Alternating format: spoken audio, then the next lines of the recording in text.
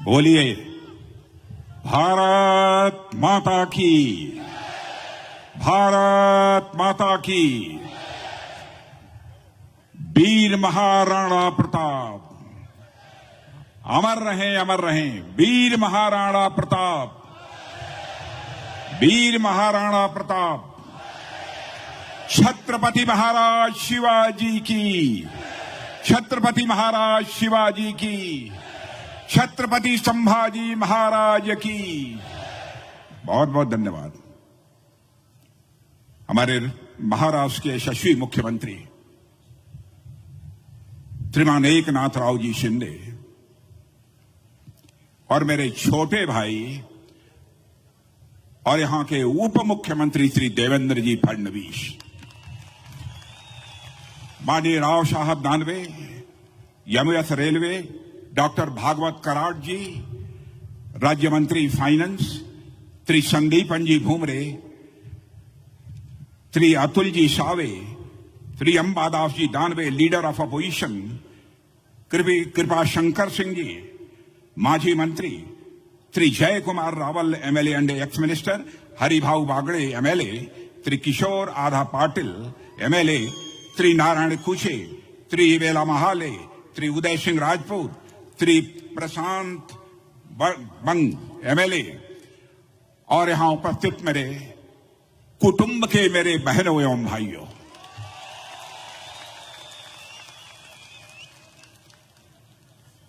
मुझे यह कहा गया था कि महाराणा प्रताप के सम्मान में एक बहुत बड़ी सभा का आयोजन किया जाएगा और इसलिए मुझे आमंत्रित किया गया था। बहनों भाइयों, मुझे यह कल्पना नहीं थी कि इस प्रकार का दृश्य मुझे अपनी आंखों के सामने देखने को मिलेगा। प्रत्यक्ष रूप से अपनी आंखों के सामने जो कुछ भी मैं देख रहा हूं, मैं कह सकता हूं कि यह सभा नहीं है, यह समुंदर है, यह समुंदर है मेरे बहनों भाइयों। महाराष्ट्र में आपकी इतनी बड़ी ताकत है, इसकी मुझे कल्पना तक नहीं थी। छत्रपति संभाजी इस नगर में आने के बाद मैंने यह फैसला किया कि सबसे पहले मैं जाऊंगा और संभाजी की प्रतिमा पर मैं माल्यार्पण कर हृदय से अपने सम्मान की मैं अभिव्यक्ति करूंगा। मैं महाराष्ट्र के मुख्यमंत्री श्रीमान एकनाथ जी शिंदे, उप मुख्यमंत्री देवेंद्र जी फडणवीस, दोनों को बधाई देना चाहता हूं। बधाई ही नहीं बल्कि आभार व्यक्त करना चाहता हूं। औरंगाबाद का नाम बदलकर आपने छत्रपति संभाजी नगर कर दिया है, इसके लिए आप सब बधाई के पात्र हैं। मैं आपकी सरकार को भी इसके लिए मैं बधाई देना चाहता हूं। यह क्रांतिकारी कदम आपकी सरकार के द्वारा उठाया गया है। बहनों भाइयों, मैंने फैसला किया था कि यदि मैं जा रहा हूं और छत्रपति संभाजी नगर में यदि मैं जा रहा हूं तो पहले उनकी प्रतिमा का पर माल्यार्पण करूंगा। आप सबको मालूम है कि भारत में हिंदवी साम्राज्य की स्थापना करने वाले जननायक छत्रपति शिवाजी महाराज ने शौर्य और पराक्रम की जिस परंपरा का निर्माण किया था, उसे संभाजी महाराज ने बखूबी निभाया है। बाद में यही परंपरा मराठा साम्राज्य के उदय के रूप में मजबूत हुई है और मुझे इस बात की बेहद खुशी है मेरे बहनों भाइयों कि अब औरंगाबाद शहर का नाम संभाजी महाराज के नाम पर कर दिया गया है। और आज जिस महाराणा प्रताप का स्मरण करने के लिए, उनके प्रति अपना सम्मान व्यक्त करने के लिए, उन्हें श्रद्धांजलि अर्पित करने के लिए आप सब यहां एकत्रित हैं, वह महाराणा प्रताप भारतीय इतिहास के कैसे महानायक हैं जिन्होंने अपनी मातृभूमि के मान, सम्मान और स्वाभिमान की रक्षा करने के लिए अपना सर्वस्व न्यौछावर कर दिया था। मेरे बहनों भाइयों, मान, सम्मान, स्वाभिमान मनुष्य के हृदय की सबसे बलवती भावना होती है।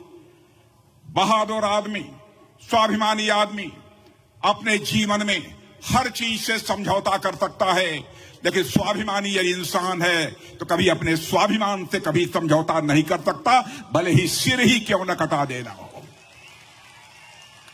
भारत में, इस दुनिया में यदि यह मिसाल देखनी हो तो राणा प्रताप के जीवन इतिहास के पन्नों को पलट कर देखा जा सकता है। यही राष्ट्रीय स्वाभिमान की भावना थी, चाहे वह चंद्रशेखर आजाद रहे हों, सरदार भगत सिंह रहे हों, खुदीराम बोस रहे हों, अशफाकुल्ला खां रहे हों, राणा प्रताप की तरह ही बहनों भाइयों, चंद्रशेखर आजाद इलाहाबाद के कंपनी गार्डन में जब अंग्रेजों के द्वारा उनके ऊपर गोलियां चलाई जा रही थी और गोलियों का जवाब जो अपनी गोली से दे रहे थे, तब उनके रिवाल्वर में जब अंतिम गोली शेष बची, उन्हें चिंता सताने लगी कि कहीं अंग्रेजियों की रिवाल्वर की नापाक गोली हमारे सीने में प्रवेश कर हमारे जिस्म को नापाक न कर दे।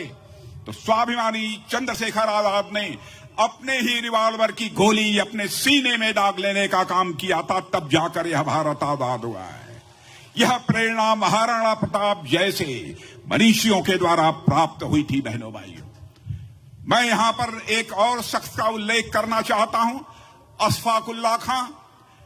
21 साल की जवानी थी, मां कहती थी बेटा शादी कर ले, बहू ला, बूढ़ी हो गई हूं, बहू मेरी देखभाल करेगी, मेरी परवरिश करेगी।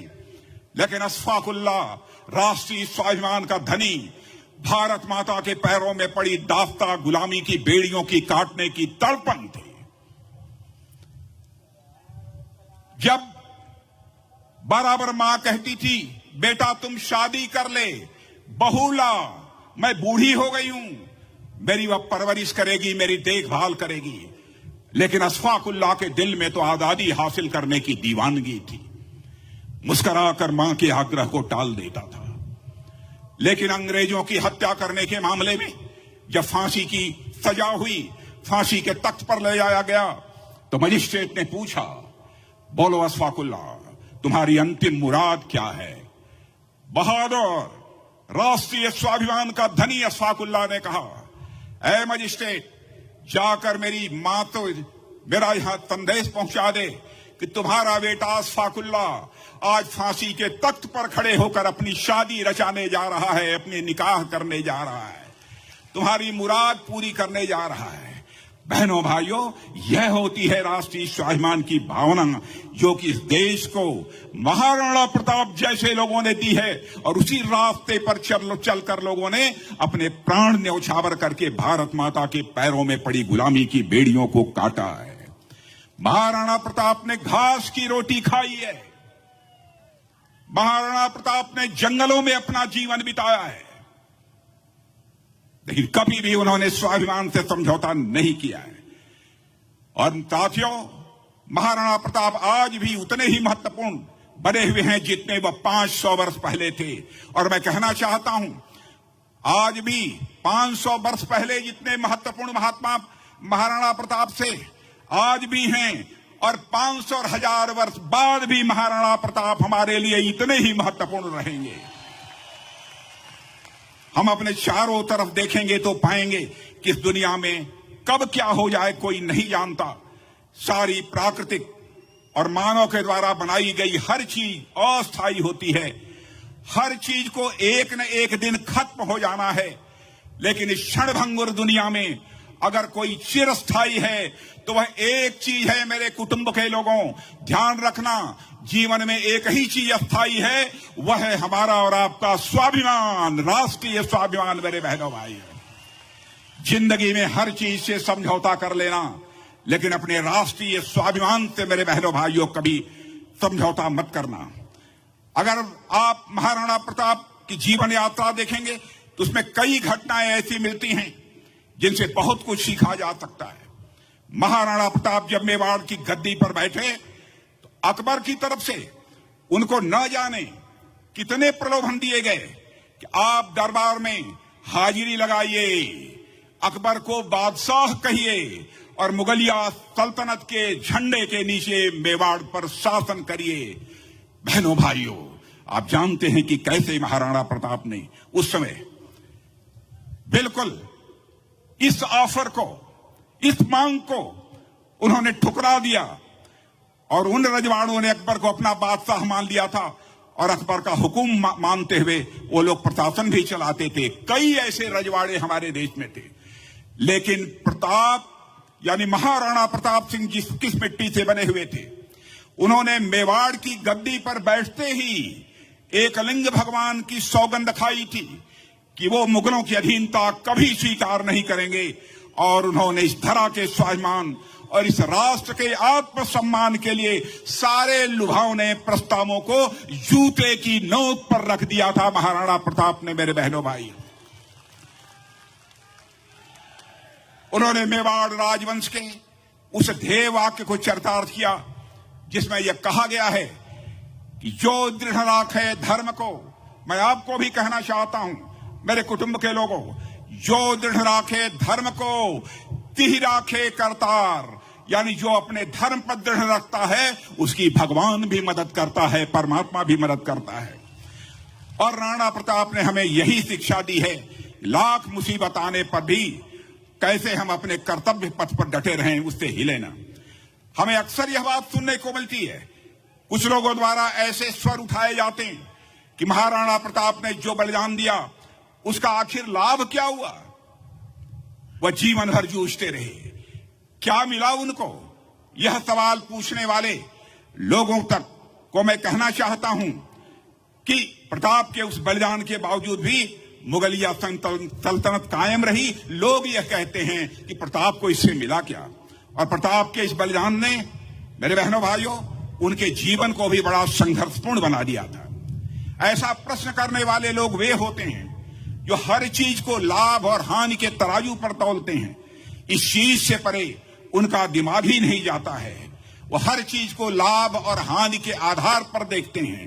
साथियों, प्रताप के पास विकल्प था।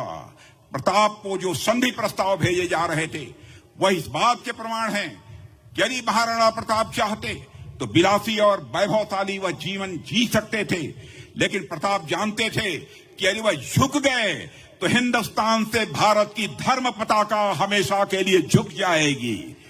इसलिए उन्होंने एक विलासी लेकिन गुलामी भरे जीवन के स्थान पर एक संघर्षपूर्ण और स्वतंत्र जीवन जीना चुना था। बहनों भाइयों, ऐसे थे हमारे महाराणा प्रताप। और उनके इस निर्णय ने मेवाड़ की आक्रांताओं के लिए अभेद्य बना दिया था इस मेवाड़ को। उनके इस निर्णय ने जनता को यह संदेश दिया है मेरे बहनों भाइयों कि यदि अपना अस्तित्व बचाए रखना है तो धर्म की डोर पकड़े रहना, कर्तव्य से किसी भी सूरत में विचलित न होना। यदि आप उस दौर में महाराणा प्रताप के समर्पण को ठीक समझ लें तो आप उस दौर में मुगल काल न कहकर, मैं ध्यान से सुनिएगा, मैं फिर से आपको बतलाना चाहता हूं, यदि आप उस दौर में महाराणा प्रताप के समर्पण को ठीक से समझ लें तो आप उस दौर को मुगल काल न कहकर महाराणा काल कहेंगे। मेरे बहनों भाइयों, महाराणा काल कहा जाएगा। अपनी मातृभूमि के प्रति ऐसा समर्पण, अपने धर्म के प्रति ऐसी अगाध श्रद्धा विरले ही देखने को मिलती है। और आज आप देख सकते हैं कि मेवाड़ में आज भी महाराणा प्रताप की पीढ़ी के प्रतिनिधि हैं, जबकि आक्रांताओं की पीढ़ियों का कोई नामो निशान नहीं है। हमें किसी स्थान पर इस पूरे भारत में नहीं मिलता है। प्रताप के उस निर्णय ने प्रताप के प्रताप को हमेशा हमेशा के लिए अमर कर दिया है। मेरे बहनों भाइयों, ऐसे अनेक उदाहरण हमको इतिहास में देखने को मिलते हैं जहां हम फौरी तौर पर जीत नहीं दिखाई देती है, लेकिन वह हार एक बड़ी विजय के लिए नींव तैयार कर देती है। कहने वाले यह भी कहते हैं कि क्या आवश्यकता थी भगत सिंह को क्रांतिकारी बनने की। भगत सिंह चाहते तो आरामदायक जीवन जी सकते थे, वे चाहते तो कोई नृप हो ये हमें क्या हानि जैसे भाव के साथ भी जी सकते थे। यानी सत्ता किसी की भी हो, हमें फर्क क्या पड़ता है। लेकिन उन्होंने ऐसा नहीं किया। उन्होंने मातृभूमि को स्वतंत्र कराने के लिए अंग्रेजों के विरोध का ही रास्ता उन्होंने चुना। बहनों भाइयों, और इस रास्ते पर भगत सिंह ने देश के लोगों में आजादी के प्रति जो अलख जगाई उससे आप अच्छी तरह परिचित हैं। ऐसा ही एक उदाहरण कुछ समय पहले आई महाराणा नामक एक पुस्तक में भी हमें देखने को मिलता है। इसमें एक लेखक, एक राइटर लिखते हैं एक बार ऐसी अफवाह उड़ा दी गई कि महाराणा प्रताप ने अकबर के सामने समर्पण कर दिया है। यह अफवाह अपने आप में इतनी बड़ी बात थी कि उस समय के बीकानेर के राजा ने महाराणा प्रताप को यह लिखकर पूछा कि हे प्रताप, क्या सच में आपने आत्मसमर्पण कर दिया है? क्या सच में सूर्य पूरब के बजाय पश्चिम से उग चुका है? साथियों, उस पर महाराणा प्रताप ने बीकानेर के राजा को पत्र लिखकर जवाब दिया था कि भगवान एकलिंग जी की कृपा से जब तक प्रताप के शरीर में प्राण है तब तक प्रताप की तलवार यवनों की गर्दन पर रहेगी। इसलिए आप निश्चिंत रहिए, सूर्य अभी पूर्व से ही उदय हो रहा है और आगे ही यह सूर्य बराबर पूरब से ही उदय होगा। यह महाराणा प्रताप ने कहा था। साथियों, मुझे लगता है कि इस प्रकार की घटनाओं का प्रभाव न केवल उस कालखंड पर बल्कि उसके बाद की पीढ़ियों पर भी बहुत व्यापक रूप से पड़ता है। किसी युद्ध का फौरी परिणाम तो 1-2 दिन में भी आ सकता है, लेकिन उस परिणाम का असर सैकड़ों सालों तक चलता है। कुछ युद्ध केवल आज के लिए नहीं बल्कि आने वाली पीढ़ियों के लिए लड़े जाते हैं। उसी प्रकार महाराणा प्रताप का जो स्वतंत्र रहने का निर्णय था उसे लाभ हानि के तराजू पर मेरे बहनों भाइयों नहीं तोला जा सकता है, बल्कि इसे उस रूप में देखना चाहिए कि उस निर्णय का देश की जनता के ऊपर क्या प्रभाव पड़ा था। मेरे कहने का आशय यह है कि राजा का जैसा आचरण होता है प्रजा भी वैसे ही आचरण का अनुसरण करती है, फॉलो करती है। इसलिए महाराणा प्रताप ने अपने आचरण से, अपने निर्णयों से अपनी जनता को मार्ग दिखाया है जिस पर हम आज भी चलने का प्रयास कर रहे हैं। आप सोच कर देखिए, हम एक राष्ट्र के रूप में कितने भाग्यशाली हैं। हम ऐसे महापुरुषों का मार्गदर्शन हमें प्राप्त हुआ है जिनके चरित्र और आचरण के सामने एक बार को तो देवता भी नतमस्तक हो जाते हैं। मेरे बहनों भाइयों, ऐसे चरित्र, ऐसे बहादुर हमारे देश में पैदा हुए हैं। आज हम जिस जिले में एकत्र हुए हैं, इस डिस्ट्रिक्ट का नाम छत्रपति संभाजी नगर है। छत्रपति संभाजी ऐसे ही एक महान व्यक्तित्व थे जिन्होंने अपने आचरण का एक ऐसा उदाहरण पेश किया जो सदियों तक दोहराई जाएगी। औरंगजेब द्वारा छत्रपति संभाजी को न जाने कितनी यातनाएं दी गई, उनको न जाने कितने कष्ट दिए गए, लेकिन ये कष्ट वीर योद्धा संभाजी के राष्ट्र प्रेम, धर्म प्रेम का बाल बांका भी नहीं कर पाए थे। मध्यकाल का ही मैं एक उदाहरण देना चाहता हूं। ऐसे बहुत सारे उदाहरण मित्रों, उस बहुत विस्तार में आपके सामने मैं नहीं जाना चाहता। बस यही कहना चाहता हूं कि हम बचपन से सुनते आ रहे हैं कि कुछ बात है कि हस्ती मिटती नहीं हमारी, सदियों रहा है दुश्मन दौरे जहां हमारा। आखिर कौन सा कारण है कि न जाने कितनी सभ्यताएं मिट गई, लेकिन हमारा अस्तित्व आज तक भी उसी तरह टिका हुआ है। न जाने कितने आक्रांताओं ने हम पर आक्रमण किए, लेकिन आज भी हमारा ध्वज लहरा रहा है। केसरिया ध्वज आज अपनी आंखों के सामने मैं देख रहा हूं। बहनों भाइयों, लगता है कि उस समय भी युद्ध के मैदान में ऐसा ही केसरिया ध्वज लहरा रहा था। आज यह जो हमारी हस्ती अभी तक बची हुई है और यह जो हमारी सभ्यता अभी तक फल फूल रही है, इसका सिर्फ एक ही कारण है कि हमारी इस मातृभूमि ने ऐसे लाल पैदा किए हैं जिन्होंने मातृभूमि को हर सुख सुविधा से ऊपर रखा है और अपने शौर्य और पराक्रम से अपनी मातृभूमि, अपनी संस्कृति की बराबर उन्होंने रक्षा की है। मेरे बहनों भाइयों, हम वह मूल्य मैं कहना चाहता हूं, हमारी संस्कृति, हमारी भारतीयता यदि बची है तो ऐसे महापुरुषों के कारण ही बची है। महाराणा प्रताप जैसे महापुरुषों के कारण, छत्रपति महाराज शिवाजी जैसे महापुरुषों के कारण, संभाजी महाराज जैसे महापुरुषों के कारण। भारतीयता से मेरा आशय उन मूल्यों से है जो एक व्यक्ति के तौर पर हम सभी भारतीयों में विरासत के रूप में मिलती है। वह मूल्य जिसे हमें महिलाओं व बुजुर्गों का सम्मान करना सिखाता है, जिसे हमें बताया जाता है कि देश का हित सर्वोपरि होता है। और इन मूल्यों को पीढ़ी दर पीढ़ी तक पहुंचाने में इन महापुरुषों का बहुत ही योगदान है। और मेरे बहनों भाइयों, ये उन महापुरुषों की ही जलाई हुई ज्योति है जिससे अभी तक भारतीय सभ्यता को प्रकाश मिल रहा है। और इन महापुरुषों के बलिदान के कारण ही हम सनातन धर्म बन पाए हैं और इसके कारण भारतीयत्व जीवित रहा है और इसी भारतीयत्व ने समय समय पर दुनिया को अपने ज्ञान की रोशनी दी है मेरे बहनों भाइयों। इसलिए मैं आज आपसे कहना चाहता हूं कि महाराणा प्रताप की जीवन गाथा के पन्नों को पलट कर देखिए। ऐसे छत्रपति महाराज शिवाजी के जीवन के इतिहास के पन्नों को पलट कर देखिए। छत्रपति संभाजी महाराज के जीवन को पन्नों पलट कर देखिए बहनों भाइयों। मनुष्य के जिंदगी में स्वाभिमान से बड़ी चीज कोई नहीं होती है। हल्दी घाटी में कैसा करिश्मा किया था महाराणा प्रताप ने, मैं बहुत विस्तार में नहीं जाना चाहता हूं, लेकिन मैं कहना चाहता हूं आज भी चाहे हल्दी घाटी हो, चाहे हमारी गलवान घाटी हो बहनों भाइयों, भारत का मस्तक न झुका है न कभी झुकने पाएगा। आपको विश्वास दिलाता हूं, भारत का मस्तक न झुका है न कभी झुकने पाएगा। और मैं कहना चाहता हूं जो कुछ भी हमारे पड़ोसी देश के साथ हुआ था गलवान घाटी में, उससे आप अच्छी तरह परिचित हैं। पड़ोसी देश चीन है,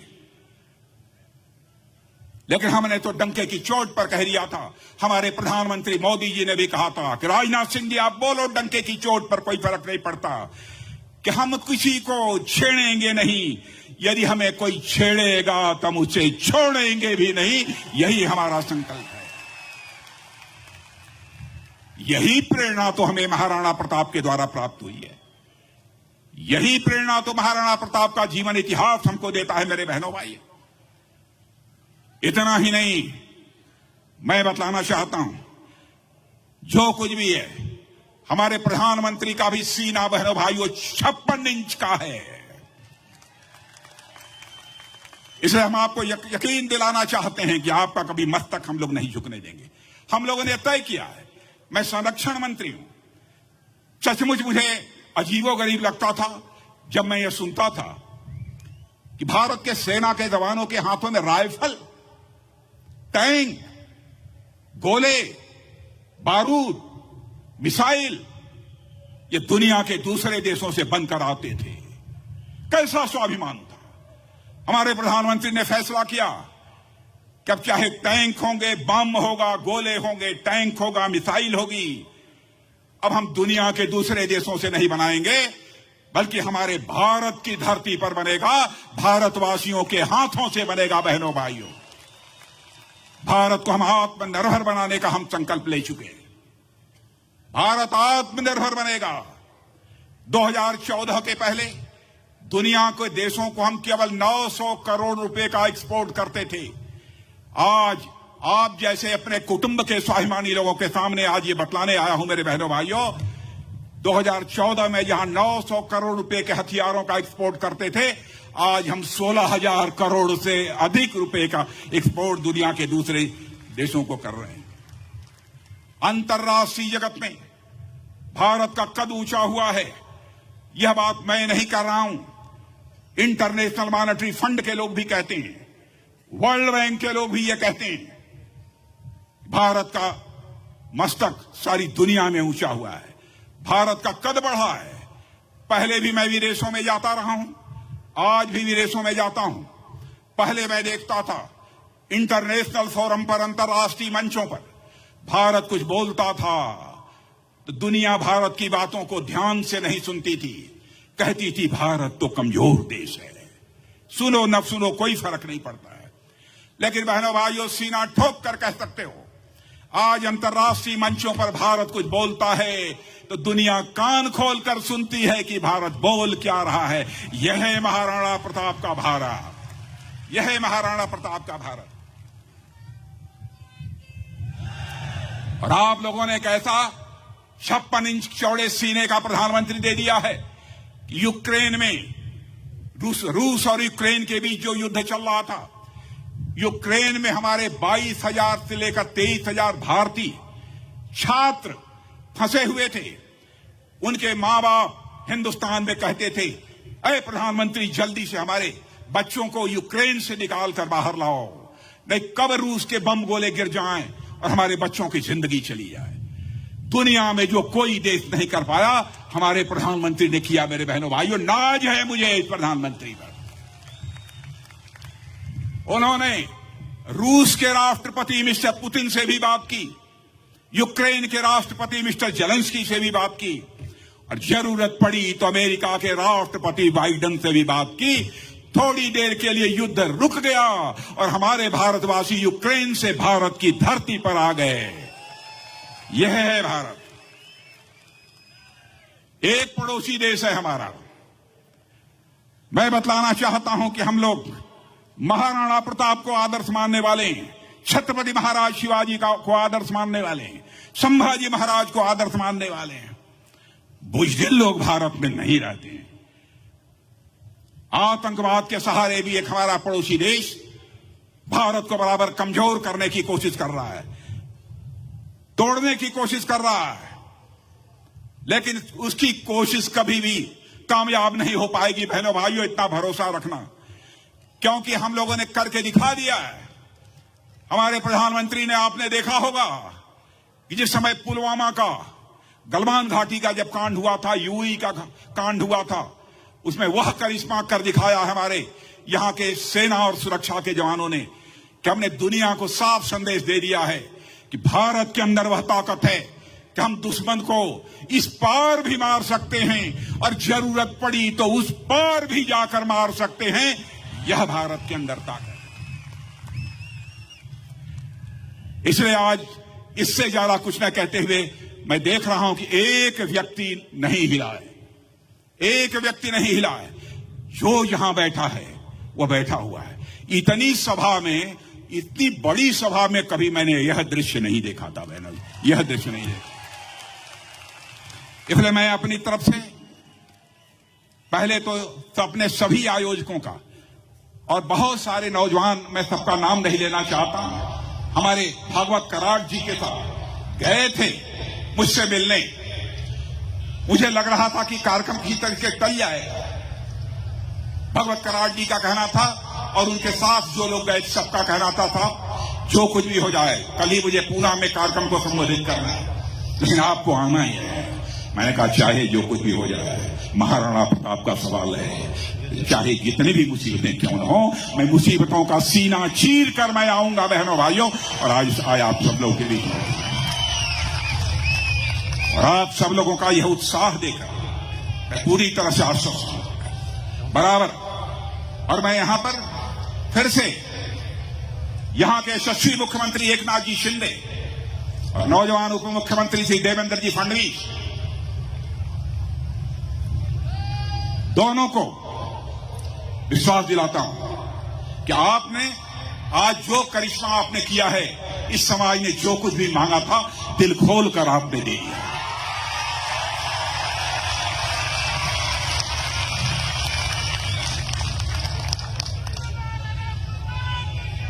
मैं इतना कहना चाहता हूं, जो लोग यहां पर बैठे हैं कभी एहसान फरामोश नहीं हो सकते बहनों भाइयों।